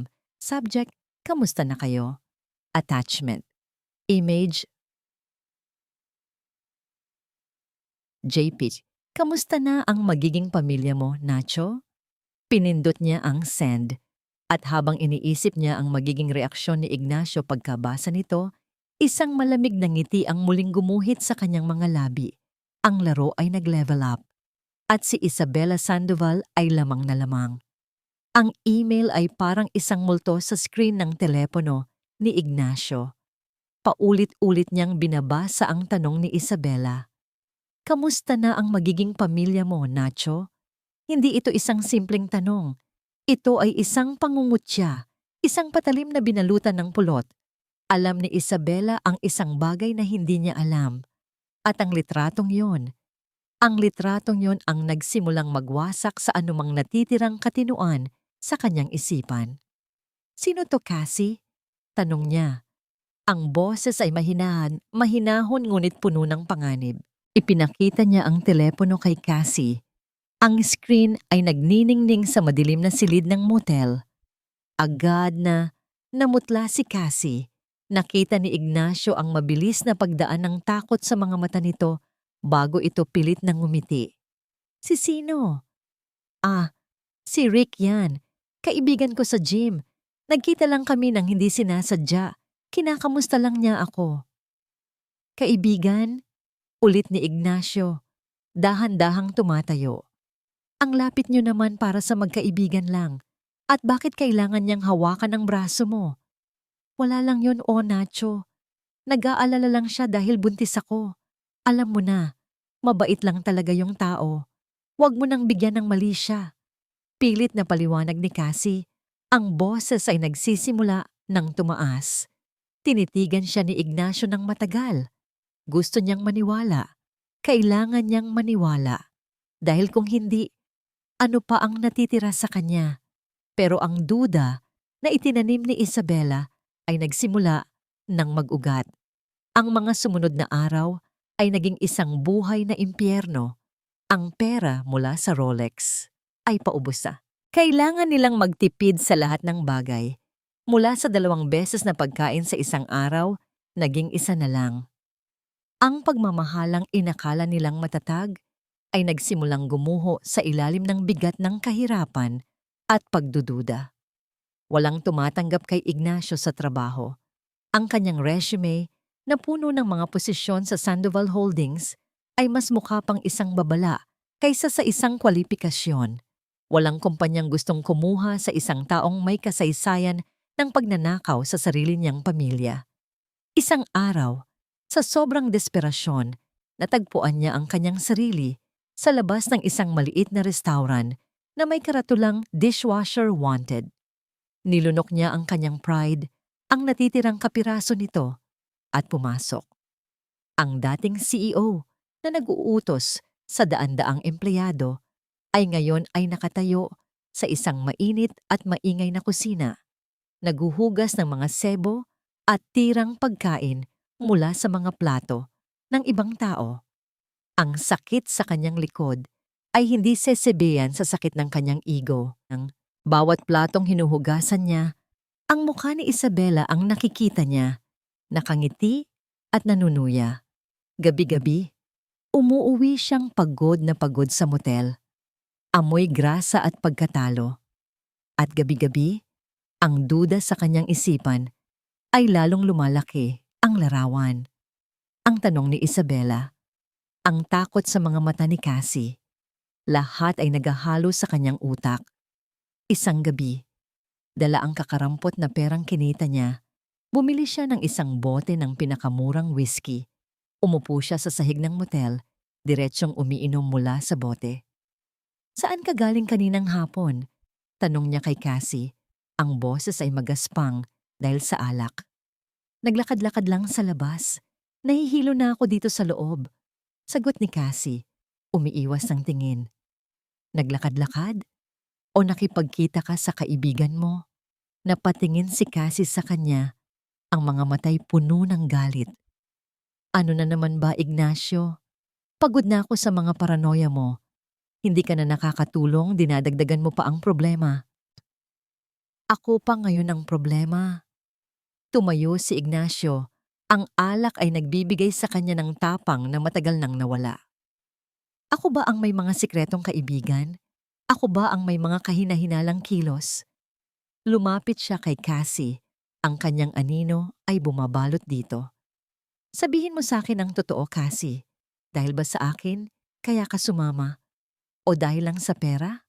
Pareho lang yun sa'yo, hindi ba? Sagot ni Cassie, hindi nagpapatinag. Sumama ako sa'yo dahil sa mga pangako mo. Isang magandang buhay. Isang kinabukasan para sa anak natin. Nasaan na lahat ng yun ngayon, ha, Nacho? Nasaan? Huwag mong isali ang anak natin dito. Sigaw ni Ignacio. Bakit hindi? Siya na lang ang natitira sa atin. Tinitigan ni Ignacio ang tiyan ni Cassie, ang tiyan na dati simbolo ng kanyang tagumpay at bagong simula. Ngayon, isa na itong malaking tandang pananong. Anak ba talaga natin yan? Bulong niya, ang bawat salita ay puno ng lason. Ang sampal na dumapo sa kanyang pisngi ay mabilis at malakas. Ngunit mas masakit pa ang nakita niyang ekspresyon sa mukha ni Cassie. Isang halo ng galit, sakit, at katotohanan. Walang hiya ka, sabi ni Cassie. Ang mga luha ay nagsisimula nang mamuo sa kanyang mga mata. Pagkatapos ng lahat ng sinakripisyo ko para sa'yo, ito ang sasabihin mo sa akin? Ngunit hindi na matinag si Ignacio. Ang duda ay isa ng katiyakan sa kanyang isipan. Sagutin mo ako, Cassie. Akin ba talaga yan? Araw-araw, gabi-gabi. Iyon ang naging tema ng kanilang buhay. Sigawan, sumbatan, pagdududa. Ang motel room ay naging kanilang personal na selda ng impyerno. Hanggang sa isang gabi, pagkatapos ng isa na namang nakakapagod na araw sa trabaho, umuwi si Ignacio na lasing na lasing. Naabutan niyang nag-eempake ng maliit na bag si Cassie. Saan ka pupunta? Tanong niya. Ang dila ay nabubulol. Aalis na ako dito, sabi ni Cassie. Ang boses ay pagod na. Hindi ko na kaya ito, Nacho. Hindi ko na kaya ang buhay na ito. Hindi na kita kaya. Hindi ka aalis, sigaw niya sabay hablot sa braso nito. Hindi ka aalis hanggat hindi mo sinasabi sa akin ang totoo. Akin ba yung bata sa tiyan mo o hindi? Pumigla si Cassie. Ang kanyang pagod ay napalitan ng isang nag-aapoy na galit. Ang lahat ng kanyang pagtitiis, ang lahat ng kanyang bigong pangarap ay sumabog sa isang sandali. Gusto mo ba talagang malaman ang totoo? Ignacio? Sigaw niya pabalik. Ang mga matay nanlilisik. Gusto mong marinig? Itinulak niya si Ignacio palayo. Oo, hindi nga sa'yo ito. Ang mga salita ay tumama kay Ignacio na parang isang bala. Hindi sa'yo ang batang to. Pag-uulit ni Cassie, ang bawat salita ay isang dagok. Dahil kahit kailan, hindi ka naman talaga magiging tunay na ama. Habang ang mga haligi ng kasinungalingan ni Ignacio ay isa-isang gumuho sa isang maruming motel sa Amerika, si Isabela Sandoval naman ay abala sa pagpapatibay ng sarili niyang mga haligi sa Pilipinas. Ang Sandoval Holdings na iniwan ni Ignacio na tila isang barkong lumulubog ay unti-unti na niyang naibabalik sa tamang direksyon. Ang kanyang araw-araw na gawain ay naging isang ritual. Gigising siya bago pa man sumikat ang araw, mag-ehersisyo at darating sa opisina habang ang karamihan sa mga empleyado ay papasok pa lamang. Ang kanyang tanghalian ay madalas na isang tasa lang ng kape at isang sandwich na kinakain niya habang nakaharap sa mga papeles. Uuwi siya ng hating gabi, matutulog ng ilang oras, at uulitin ang lahat kinabukasan. Ang kanyang paghihiganti ay hindi na lamang isang emosyon. Ito'y naging isang trabaho, isang full-time job. Ang bawat ulat mula sa pribadong investigador, ang bawat kwento ng paghihirap at pag-aaway ni Ignacio at Cassandra ay parang isang bonus sa dulo ng isang mahabang araw. Nang matanggap niya ang balita tungkol sa pag-amin ni Cassandra, wala siyang naramdamang tuwa. Wala ring galit. Isang malamig na kumpirmasyon lamang. Kumpirmasyon na ang buong relasyon nila ay isang malaking komedya ng mga pagkakamali at kasinungalingan. Isinara niya ang email at ipinagpatuloy ang kanyang trabaho. Ang drama sa pagitan ng dalawang taksil ay hindi na niya problema. Ang kanyang problema ay mas malalim, mas nakabaon sa kasaysayan ng kanyang sariling kumpanya. Isang gabi, habang sinusuri niya ang mga lumang financial ledger mula pa sa mga taon bago niya ipinasa ang kapangyarihan kay Ignacio, may isang bagay na pumukaw sa kanyang atensyon. Isang paulit-ulit na pangalan ng isang kumpanya, Golden Sun Consultancy. Buwan-buwan, sa loob ng halos 4 na taon, may mga regular na bayad na ibinibigay sa kumpanyang ito para sa consultancy fees. Hindi gaanong kalakihan ang mga halaga. Sapat lang para hindi mapansin sa isang multibilyong pisong kumpanya. Ngunit nang pagsama-samahin niya ang lahat, umabot ito sa daan-daang milyon. Nagsimula ang mga bayad na ito bago pa man maging CEO si Ignacio. Ngunit lumaki at naging mas madalas ang mga ito sa ilalim ng kanyang pamumuno. Sinubukan niyang hanapin ang profile ng Golden Sun Consultancy. Walang website, walang opisina. Isa itong shell corporation, isang multo, isang malamig na kaba ang gumapang sa kanyang dibdib. Ang ibig sabihin nito, hindi nag-iisa si Ignacio. Mayroon siyang katulong, isang taong nasa loob mismo ng Sandoval Holdings na nakakaalam ng mga pasikot-sikot sa pananalapi ng kumpanya at nagbukas ng pinto para pasukin ng magnanakaw. Ang pagtataksil ni Ignacio ay masakit. Ngunit ang ideya na may isa pang ahas sa loob ng kanyang sariling bakuran ay mas nakakakilabot. Sino? Ang isipan niya ay nagsimulang maglakbay pabalik. Inalala niya ang mga pag-uusap, ang mga family gathering, ang mga maliliit na komento, ang kanyang mga pinsan. Masyado silang abala sa sarili nilang mga buhay. Ang mga board members, masyadong tapat ang mga ito sa kanyang ama. At pagkatapos, isang mukha ang pumasok sa kanyang isipan. Isang mukha na laging nakangiti, laging nag-aalala para sa kanya. Ang kanyang tita Elena, ang kapatid ng kanyang ina, ang tiyahin na tumayong pangalawang ina sa kanya nang pumanaw ang kanyang mga magulang. Naalala niya ang isang Pasko, ilang taon na ang nakalipas. Nagbiro ang kanyang tita Elena habang nagkakainan sila. "Hi, si Kuya talaga," sabi nito. Tinutukoy ang ama ni Isabela. Laging pabor sa sarili niyang pamilya. Kami namang mga De Leon, laging nasa gilid lang. Tumawa ang lahat. Akala'y isa lang biro. Ngunit nakita ni Isabela ang isang saglit na pait sa mga mata nito. Naalala niya ang mga panahong madalas siyang tanungin ni Tita Elena tungkol sa mga bagong investment ng kumpanya. Sa ilalim ng pagkukunwaring proud, ito sa mga nagagawa niya. Naalala niya na si Tita Elena ang pinakamasigasig na nag-endorso kay Ignacio noon. "Hiho, napakabait ng batang yan," lagi nitong sinasabi. "Isang tunay na gentleman. Alagaan mo siyang mabuti, Isabela. Masuwerte ka sa kanya." Hindi. Imposible. Tinanggal niya ang ideya sa kanyang isipan. Masyadong masakit isipin. Ngunit para mapanatag, kailangan niyang makasiguro. Kinabukasan, tumawag siya para sa isang family lunch. Habang kumakain sila, sa isang masayang kwentuhan, isiningit niya ang isang kasinungalingan. Alam niyo ba, we're planning a major new investment, sabi niya sa kanyang mga tita, kasama na si Elena. Isang malaking resort development sa isang private island sa Palawan. It's very confidential, pero I'm so excited. This will double the company's value. Nakita niya ang kislap sa mga mata ng lahat. Ngunit ang kislap sa mata ni Tita Elena ay iba. May kasama itong matinding interes. Kinagabihan, tulad ng inaasahan, tumawag si Tita Elena. Hiya, kamusta ka na? Nag-aalala ako sa'yo.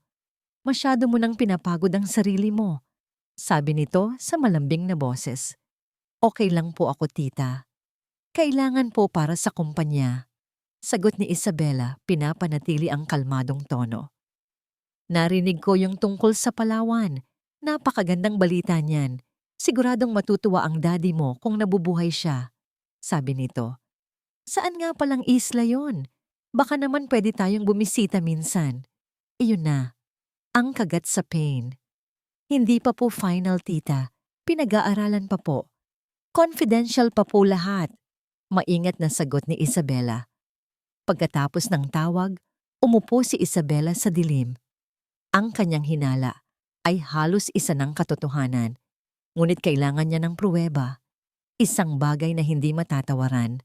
May naalala siya. Ang petsa ng isa sa mga pinakamalaking transfer papunta sa Golden Sun Consultancy ay noong araw na sinabi ni Ignacio na nasa isang golf tournament siya buong araw. Ngunit alam ni Isabela na bumalik ito sa opisina sandali noong hapong yon para kunin ang isang naiwang dokumento. Agad niyang tinawagan ng head ng IT department ng Sandoval Holdings. Mr. Santos, may kailangan ako. Kailangan ko ang audio recording ng lahat ng incoming at outgoing calls mula sa telepono sa opisina ng CEO. Sa petsang, ibinigay niya ang eksaktong araw. Is it possible? Medyo luma na po, ma'am. Pero lahat po ng aming audio logs ay naka-archive. I'll retrieve it for you. Ipapadala ko po sa email ninyo. Makalipas ang isang oras dumating ang audio file. Huminga ng malalim si Isabela bago niya ito i-play. Sa simula, puro mga business call, mga tawag mula sa mga supplier, mga kliyente. Ngunit pagkatapos, may isang papalabas na tawag. Narinig niya ang boses ni Ignacio. Hello? Okay na. Na-approve na ng finance. The transfer will be done within the hour. May katahimikan. At pagkatapos, isang boses ang sumagot. Isang boses na pamilyar. Isang boses na naging kanlungan niya sa tuwing siya'y nalulungkot. Isang boses na nagpatulog sa kanya noong bata pa siya. Ang boses ng kanyang tita, Elena. Magaling, sabi ng boses sa kabilang linya. Ang boses na dati puno ng lambing ay ngayon ay malamig at puno ng kasakiman. Ibibigay ko sa iyo ang lahat ng impormasyon, Ignacio. Siguraduhin mo lang na mapapabagsak mo ang pamilya nila. Ibibigay ko sa iyo ang lahat ng impormasyon, Ignacio. Siguraduhin mo lang na mapapabagsak mo ang pamilya nila. Ang boses ng kanyang tita Elena ay paulit-ulit na tumutugtog mula sa speaker ng kanyang laptop. Pinindot ni Isabela ang replay button muli. At muli. At muli.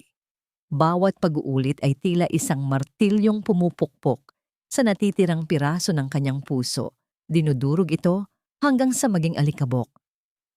Ang pagtataksil ni Ignacio ay parang isang matalim na saksak sa dibdib. Biglaan, marahas, at nakamamatay. Ngunit ang pagtataksil ng kanyang tita Elena, ito ay parang lason na matagal nang ipinapainom sa kanya. Isang lason na nakabalot sa matatamis na salita, sa mga yakap, sa mga halik. Isang halik ni Judas, pumikit siya at biglang bumalik ang mga alaala. Isang batang Isabela, umiiyak sa isang sulok pagkatapos ng libing ng kanyang mga magulang. At ang kanyang tita Elena, lumuhod sa harap niya, niyakap siya ng mahigpit. Naamoy pa niya ang pamilyar na amoy lavender nito. Huwag kang mag-alala, Hija. bulong nito. Hindi ka namin pababayaan. Nandito lang si tita para sa'yo. Palagi. Isang dalagang Isabela, kinakabahan bago ang kanyang kasal kay Ignacio. At ang kanyang tita Elena, hinahawakan ang kanyang mga kamay. Ito na ang pinakamasayang araw ng buhay mo, mahal ko. Pinili mo ang tamang lalaki. Kita mo? Kahit ang mga magulang mo sa langit, siguradong nakangiti ngayon. Bawat alaala na dating nagbibigay sa kanya ng init at seguridad, ay ngayon ay nagiging isang patunay ng isang napakatagal at napakalalim na panloloko. Ang bawat ngiti, bawat payo, bawat yakap, lahat ay may nakatagong lason. Tumayo si Isabela mula sa kanyang upuan at lumakad papunta sa salamin na nakasabit sa pader ng kanyang opisina. Tinitigan niya ang sarili niyang refleksyon. Nakita niya ang isang babaeng matagumpay, ang CEO ng Sandoval Holdings, ang babaeng nagpabagsak sa kanyang taksil na asawa. Ngunit sa ilalim ng lahat ng iyon, ang nakikita niya ay isang estranghero, isang babaeng may mga matang walang laman, napapalibutan ng mga pader na gawa sa ginto at salamin. Ngunit nag-iisa, ganap na nag-iisa. Nasaan ang kasiyahan? Ang pakiramdam ng tagumpay? Nanalo siya sa laban-laban kay Ignacio. Ngunit para saan? Para matuklasan na ang tunay na kaaway ay natutulog sa kabilang kwarto ng kanyang sariling tahanan noong bata pa siya. Para malaman na ang buong buhay niya ay binuo sa pundasyon ng inggit at kasinungalingan. Ang kanyang paghihiganti ay tila isang malaking biro, isang walang kwentang palabas. Pinatumba niya ang isang kalaban. Oo, pero sa proseso, nawala niya ang huling piraso ng kanyang tiwala sa sangkatauhan. Nawala niya ang huling hibla na nag-uugnay sa kanya sa isang masayang nakaraan. Sa gitna ng kanyang pagmumuni-muni, tumunog ang kanyang telepono. Si Attorney Romero. Ma'am Isabela, may magandang balita ako. Sabi ng matandang abogado, ang boses ay puno ng sigla. Naaprubahan na ng Interpol. Ang International Arrest Warrant para kay Ignacio de la Cruz ay nai-serve na sa US authorities. It's only a matter of time now. Mahuhuli na siya. Ito na ang balitang hinihintay niya. Ang huling pako sa kabaong ni Ignacio. Ang katapusan ng laro. Ngunit walang naramdamang galak si Isabela. Wala kahit katiting na kasiyahan.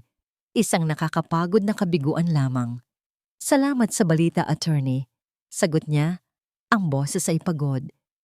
Are you all right, Hija? You don't sound happy. I'm just tired, attorney. Very tired. Sabi niya bago ibaba ang tawag. Tumingin siyang muli sa salamin. Ang paghihiganti ay hindi nagdulot sa kanya ng kapayapaan. Nag-iwan lang ito ng isang malaking butas sa kanyang pagkatao. Pakiramdam niya, talo siya. Talo silang lahat. Sa isang iglap, isang ideya ang pumasok sa kanyang isipan. Isang kakaibang pagnanais na gawin ang isang bagay na hindi niya inaasahan. Kinuha niya ang kanyang telepono, hinanap ang numerong ibinigay sa kanya ng investigador, ang burner phone number na ginagamit ni Ignacio sa Amerika. Pinindot niya ang call button. Nagring ito ng ilang beses. Ang bawat tunog ay tila isang pagtibok ng puso sa nakakabinging katahimikan. Aakalain niyang hindi na ito sasagutin. Ngunit sa huling ring, isang boses ang sumagot. Isang boses na basag, pagod at puno ng pagkatalo. Hello? Si Ignacio. Hindi nagsalita si Isabela. Sino to? Tanong ng boses sa kabilang linya. May narinig siyang ingay sa background. Parang sirena ng pulis sa malayo. At pagkatapos, tila may napagtanto si Ignacio. Isabela? Bulong nito? Isabela, ikaw ba yan? Narinig ni Isabela ang isang malalim na paghinga na sinundan ng isang hikbi. Isang tunog na hindi niya kailanman inakalang maririnig mula sa mayabang na lalaki. Isabela, patawarin mo ako. Ang boses nito ay puno ng pagsisisi. Isang pagsisisi na marahil ay totoo. Ngunit para kay Isabela, Huli na ang lahat. Huling-huli na. Nanatiling tahimik si Isabela. Ang sirena sa background ay papalakas ng papalakas. Please, Isabela, sabihin mo sa akin, para saan? Tanong ni Ignacio. Ang boses ay nagmamakaawa na. Sa sandaling iyon, ang kawalan ng pag-asa sa puso ni Isabela ay dahan-dahang naglaho. At ang pumalit dito ay isang bagay na mas malamig pa kaysa sa galit. Isang bagay na mas matatag pa kaysa sa paghihiganti. Isang nagyayelong determinasyon. Ang laro ay hindi pa tapos. Nagbago lang ito ng anyo. Hindi na ito tungkol kay Ignacio lamang. Huminga siya ng malalim at nang sa wakas ay nagsalita. Ang kanyang boses ay kalmado, kontrolado at puno ng isang bagong, nakakakilabot na layunin. Hindi pa tayo tapos, Ignacio. Narinig niya ang pagkalito sa paghinga nito. Ngayon pa lang tayo magsisimula. Ngayon pa lang tayo magsisimula.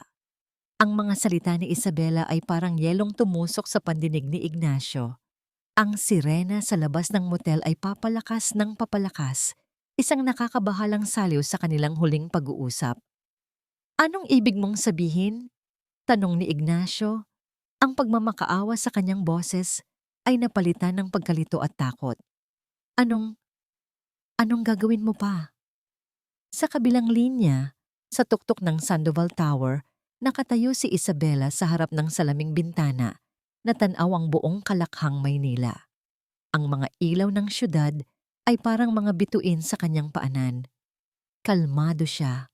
Ang bagyo sa kanyang dibdib ay matagal nang humupa at ang natira na lang ay isang mapayapang determinasyon. Hindi ako ang gagawa, Ignacio. Sagot niya. Ang boses ay walang emosyon na lalong nagpadala ng kilabot sa kalamnan ni Ignacio.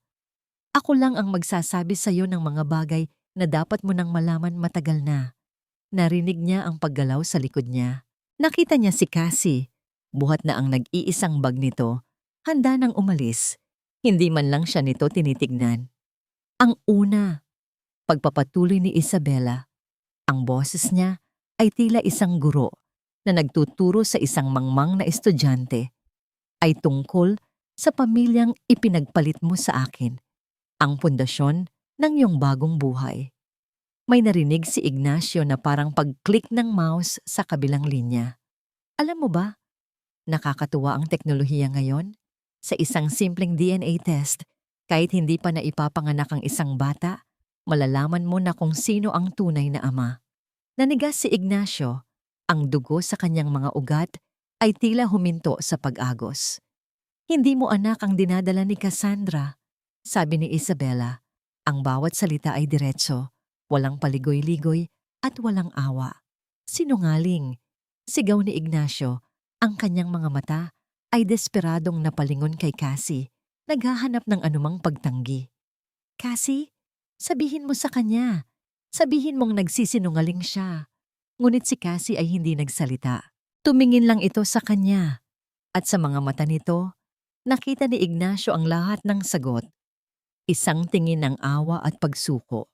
Pagkatapos, tumalikod ito, binuksan ang pinto, at lumabas.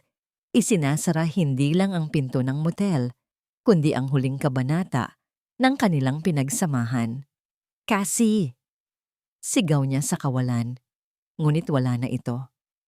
Nakakaawa ka, Ignacio, sabi ni Isabela sa telepono. Ang kanyang boses ay walang bahid ng simpatya. Pangalawa, akala mo, napakagaling mo. Akala mo, naisahan mo ang mga Sandoval. Akala mo, ikaw ang nagplano ng lahat. Isang tuyong tawa ang narinig ni Ignacio. Pero ang totoo, isa ka lang kasangkapan.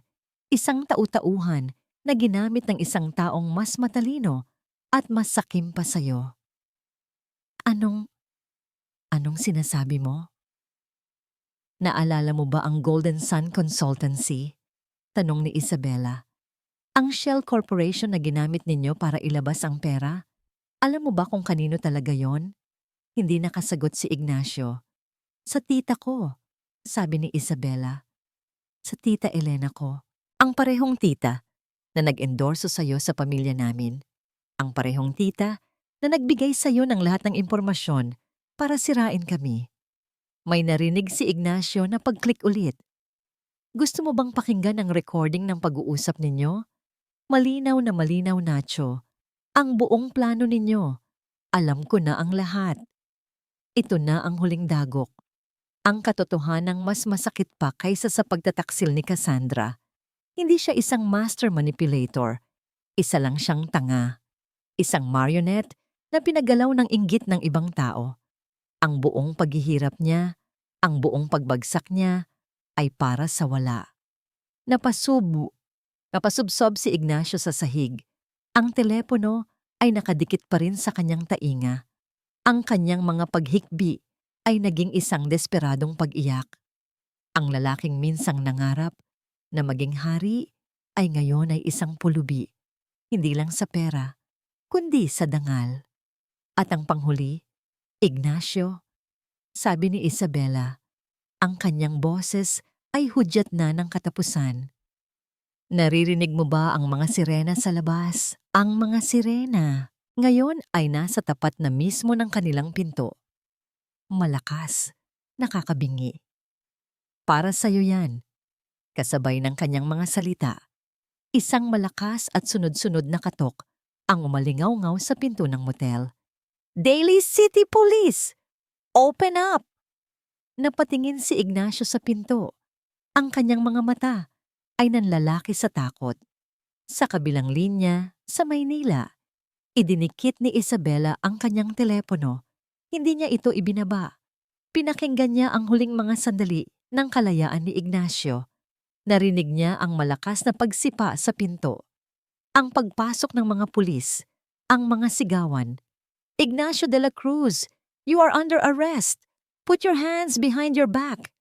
Narinig niya ang pagdaing ni Ignacio, ang tunog ng posas na isinasara. At pagkatapos, katahimikan. Dahan-dahang ibinaba ni Isabela ang telepono sa lalagyan nito. Tapos na. Nanalo siya.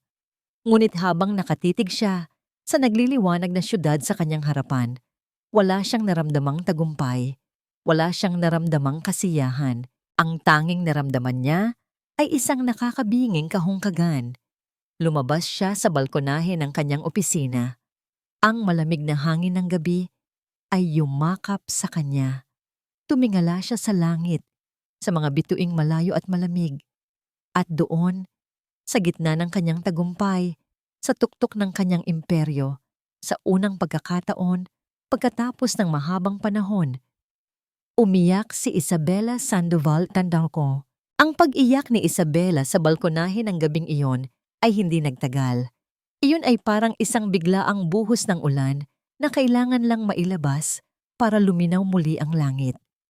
Nang maubos na ang kanyang mga luha, ang natira ay hindi na ang bigat ng paghihiganti, kundi ang bigat ng katotohanan. Ang salamin ng kanyang pamilya at ng kanyang buhay ay basag na, at ngayon na ang oras para pulutin ang bawat piraso. Ang unang piraso ay ang pinakamasakit. Kinabukasan Linggo, ipinatawag ni Isabela ang isang biglaang family meeting sa lumang bahay ng kanyang mga magulang. Ang bahay na puno ng mga alaala.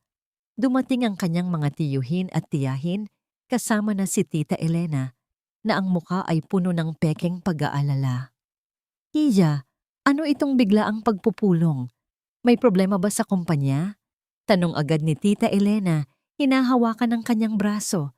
Dahan-dahang inalis ni Isabela ang kamay nito. Hindi po tungkol sa kumpanya ito, tita. Tungkol po ito sa pamilya. Umupo silang lahat sa malaking sala. Si Isabela ay tumayo sa gitna.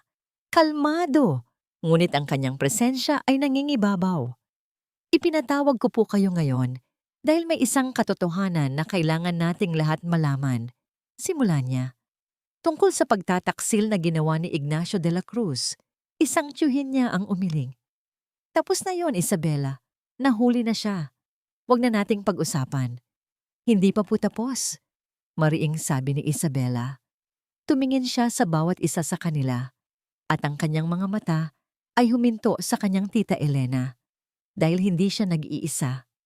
Ikinonekta ni Isabela ang kanyang telepono sa isang Bluetooth speaker na nasa mesa. Walang anumang babala. Pinindot niya ang play. Ang boses ni Ignacio at ng kanyang tita Elena ay pumuno sa tahimik na silid. Ibibigay ko sa iyo ang lahat ng impormasyon, Ignacio. Siguraduhin mo lang na mapapabagsak mo ang pamilya nila. Isang nakakabinging katahimikan ang bumalot sa buong sala. Lahat ng mga mata ay napunta kay Tita Elena na ang mukha ay namutla na parang isang papel. Ang kanyang bibig ay bumubukas at sumasara, ngunit walang salitang lumalabas. Walang hiya ka, Elena. Ang pinakamatandang kapatid ng ama ni Isabela, ang kanyang Tito Miguel, ang unang nagsalita. Ang boses nito ay nanginginig sa galit. Dugo at laman natin ang sinaksak mo sa likod. Hindi. Hindi totoo yan. Gawa-gawa lang yan ni Isabela. Sigaw ni Tita Elena. Sa wakas ay nakahanap ng boses. Tumayo ito at dinuro si Isabela. Inggit ka lang sa akin. Palagi kang inggit. Ngunit huli na ang lahat. Ang ebidensya ay malinaw. Ang pagkakanulo ay lantad na. Hindi na nagsalita si Isabela. Hinayaan niyang ang pamilya na mismo ang maghusga. Ang dating pagmamahal para kay Tita Elena ay napalitan ng galit at pandidiri. Sa hapong iyon, sa bahay kung saan siya lumaki, si Elena de Leon ay itinakwil ng sarili niyang pamilya. Walang natira sa kanya kundi ang kahihiyan. Pagkatapos ng komprontasyon, nagmaneho si Isabela papunta sa isang lugar na matagal na niyang hindi nabibisita, ang puntod ng kanyang mga magulang. Umupo siya sa damuhan, hinahaplos ang malamig na marmol kung saan nakaukit ang mga pangalan nila. Mapa, bulong niya sa hangin. Pasensya na po kung natagalan. Pasensya na po kung hinayaan kong may makapasok na ahas sa pamilya at sa kumpanyang pinaghirapan ninyo. Isang dahon ang nahulog sa kanyang balikat. Pero tapos na po. Nilinis ko na ang lahat. Ipinapangako ko, mula ngayon, aalagaan ko ang lahat ng ipinaglaban ninyo. Hindi na muling mangyayari ito. Sa mga sumunod na linggo, ang balita tungkol sa pag-aresto kay Ignacio at ang kanyang extradition pabalik sa Pilipinas ay naging laman ng lahat ng pahayagan. Ang pagbagsak ng Golden Boy ng business world ay naging isang pambansang usapin. Ngunit si Isabela ay nanatiling malayo sa lahat ng ingay. Hindi siya nagbigay ng anumang panayam. Sa halip, ginugol niya ang kanyang oras sa isang bagay na mas mahalaga. Isang araw, nag-file siya ng leave of absence sa kumpanya at nagmaneho ng mag-isa papunta sa isang beach sa Batangas. Isang lugar na madalas nilang puntahan nung bata pa siya. Naglakad siya sa dalampasigan, walang sapin sa paa. Ang bawat alon na humahalik sa kanyang mga paa ay tila naghuhugas sa lahat ng dumi ng nakaraan. Ang bawat yapak na iniiwan niya sa buhangin ay agad ding binubura ng tubig, isang simbolo ng pag-iwan sa nakalipas. Sa unang pagkakataon, sa loob ng napakatagal na panahon, nakaramdam siya ng kapayapaan, isang payapang kalungkutan, isang malayang katahimikan. Hindi na siya ang asawang biktima, hindi na rin siya ang reynang naghihiganti. Siya na lang si Isabela. At sa ngayon, iyon ay sapat na.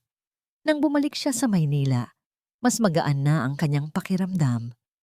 Isang hapon, habang nag-aayos siya ng mga lumang gamit sa mansyon, tumawag si Attorney Romero. Isabela, lumabas na ang hatol, sabi ng abogado. Huminto sa paggalaw si Isabela. Ano ang sentensya? Dahil sa bigat ng ebidensya, he was found guilty on all counts. Large-scale estafa is a non-bailable offense. Reclusion perpetua. Habang buhay na pagkakakulong. Tumango si Isabela kahit hindi siya nakikita ng abogado. Salamat, attorney. Salamat sa lahat. Pagkababa niya ng telepono, isang pakiramdam ng tuluyang pagsasara ang kanyang naramdaman. Tapos na talaga. Kinagabihan, habang nagkakape siya sa kanyang study, dumating ang mail.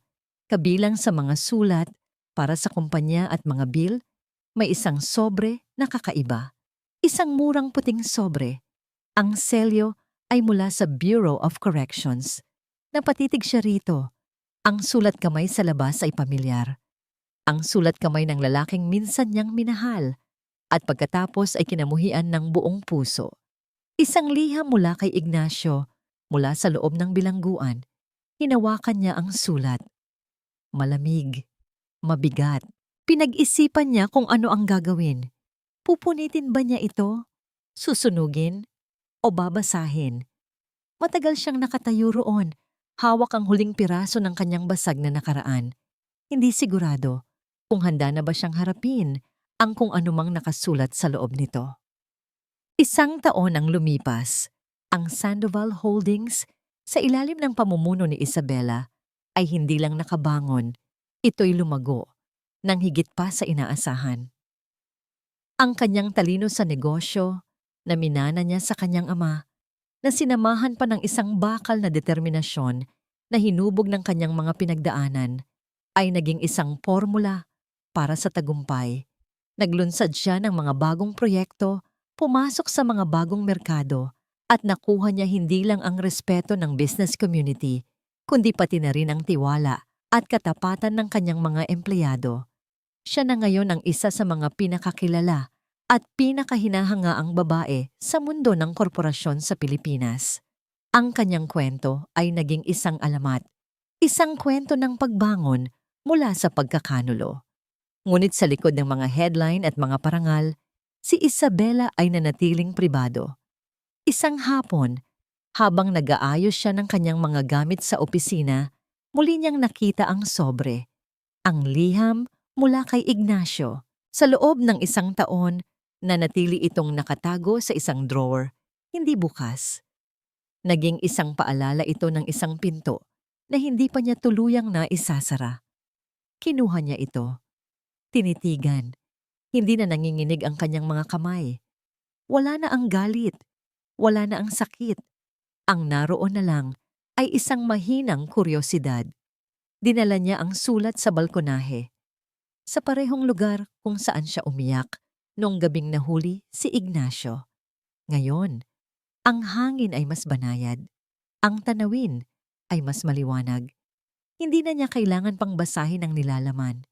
Hindi na mahalaga kung ito man ay puno ng pagsisisi, pagmamakaawa o paninisi. Ang mga salita ni Ignacio ay wala ng kapangyarihan sa kanya.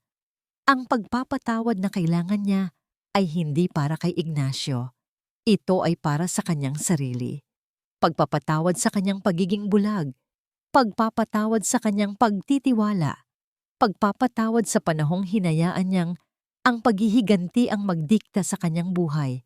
Kumuha siya ng isang lighter mula sa kanyang bag. Sinindihan niya ang gilid ng sobre. Dahan-dahan, nilamon ng apoy ang papel. Kinakain ang mga salitang hindi na niya kailanman mababasa. Pinanood niya itong maging abo at habang ginagawa niya ito, isang ngiti ang sumilay sa kanyang mga labi. Isang tunay na ngiti, isang naman ngiting mapayapa, isang naman ngiting malaya. Ang abo ay dahan-dahang tinangay ng hangin na wala sa kalawakan ng syudad. Kasama nito ang huling bigat ng kanyang nakaraan. Sa mga sumunod na buwan, isang bagong Isabela ang lumabas. Mas madalas na siyang ngumiti. Mas magaan na ang kanyang pagkatao. Nagsimula siyang gawin ang mga bagay na matagal na niyang kinalimutan. Nagpunta siya sa isang art gallery, nanood ng isang concert, at isang araw, ginawa niya ang isang bagay na nagulat sa lahat. Ginamit niya ang isang malaking bahagi ng kanyang personal na yaman para magtayo ng isang foundation, isang pundasyon para sa mga kababaihang biktima ng emotional at financial abuse. Tinawag niya itong Project Pag-asa. Sa araw ng paglunsad nito, tumayo siya sa harap ng maraming tao, hindi bilang isang CEO, kundi bilang isang survivor. Lahat tayo ay may mga sugat, sabi niya sa kanyang talumpati. Ngunit ang mahalaga ay hindi kung paano tayo nasugatan, kundi kung paano tayo naghilom.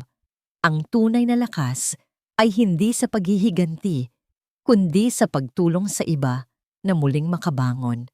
Ang kanyang buhay ay nagkaroon ng bagong kahulugan. Hindi na ito umiikot sa pera o kapangyarihan, kundi sa pagbibigay ng pag-asa. Hindi na niya hinanap ang pag-ibig mula sa iba. Natagpuan niya ang pag-ibig at pagpapahalaga sa kanyang sarili. Isang hapon, habang nagkakape siya sa kanyang opisina, pinagmamasdan ang paglubog ng araw sa Manila Bay. Tumunog ang intercom sa kanyang mesa. "Ma'am," sabi ng boses ng kanyang sekretarya, "pasensya na po sa abala." "It's okay, Ana. What is it?" "Ma'am, may isang ginoo po na naghihintay sa lobby." Hindi po niya sinabi ang pangalan. Nag-atubili sandali ang sekretarya. Pero sabi niya, isa raw po siyang dating kaibigan. Napakunot ang noo ni Isabela. Isang dating kaibigan? Wala siyang maisip na sino man. "Did he leave a message?" Tanong niya. "Wala po, ma'am. Pero sabi po niya, pakisabi na lang daw po na natutuwa siyang makita kang muling nakangiti." Natigilan si Isabela. Ang mga salitang iyon, isang malayong alaala ang pumasok sa kanyang isipan. Isang kaibigan mula sa kolehiyo. Isang taong laging nandyan sa tabi niya bago pa man dumating si Ignacio. Isang taong nawalan na niya ng koneksyon nang maging abala siya sa kanyang perpektong buhay may asawa. Hindi niya alam kung ano ang gagawin. Ngunit pagkatapos, isang maliit na ngiti ang muling sumilay sa kanyang mga labi. Isang ngiting puno ng intriga, ng posibilidad, ng isang bagong simula. Tumingin siya sa bintana, sa abot-tanaw, kung saan ang araw ay tuluyan ng lumubog. Nag-iiwan ng isang magandang kulay kahel na sinag ng pag-asa. Ang unos ay tapos na. At bukas, isang bagong umaga ang naghihintay. Sa pagtatapos ng kwento ni Isabela Sandoval, malinaw na ipinapakita sa atin na ang pagtataksil, kahit gaano pa ito katalinong itago, ay may hangganan. Ang mga taong ginamit ang pag-ibig at tiwala upang magnakaw ng yaman at dangal ay hindi nakatakas sa hustisya. Sa huli, sila mismo ang nagbayad ng pinakamabigat na halaga. Samantala, ang isang babaeng winasak ng kasinungalingan ay muling bumangon, hindi upang maghari sa galit, kundi upang piliin ang kapayapaan at mas makabuluhang buhay. Ang kwentong ito ay hindi lamang tungkol sa paghihiganti, kundi sa muling pagsilang, sa kakayahang bitawan ng puot upang iligtas ang sariling kaluluwa. Natutunan ni Isabela na ang tunay na tagumpay ay hindi ang makita ang kaaway na bumagsak, kundi ang magising isang araw na magaan ang puso at malinaw ang layunin, handang tumulong sa iba, sa halip na sirain. Ngayon, mga minamahal naming tagapakinig, nais naming itanong, kung kayo ang nasa kalagayan ni Isabela, pipiliin ba ninyo ang gumanti o ang magpatawad para sa sarili ninyong kapayapaan? Naniniwala ba kayo na may buhay pagkatapos ng matinding pagtataksil? Kumusta po kayo ngayon? Sana'y ligtas at matatag kayo sa kabila ng mga pinagdaraanan. Maraming salamat sa patuloy ninyong pakikinig at pagtitiwala. Ibahagi ninyo ang inyong saloobin sa comments. Narito kami, tunay na nagmamalasakit at laging handang makinig sa inyong kwento.